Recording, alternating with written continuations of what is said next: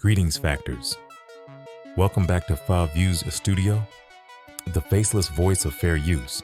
I'm here with episode 2, Hidden Traps. Every day, beauty creators upload content that looks harmless: skincare demos, makeup routines, product hauls, perfume reviews.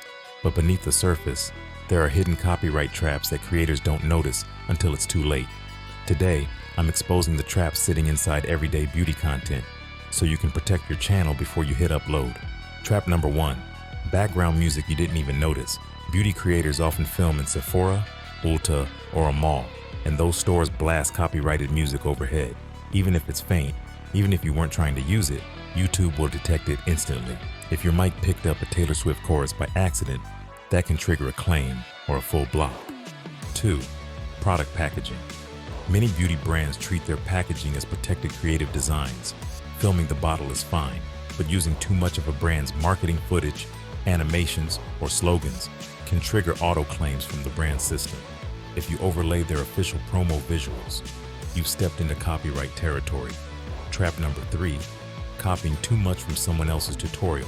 Reaction videos are safe, commentary is safe, but downloading another creator's beauty routine, then replaying big chunks without adding anything new is risky.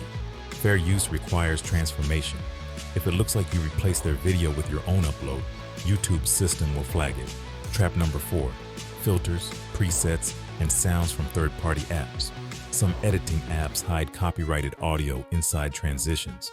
Some filters belong to companies that require licensing, and certain AI-generated effects use copyrighted source material. Many creators use these features without reading the terms, then wonder why their video gets flagged.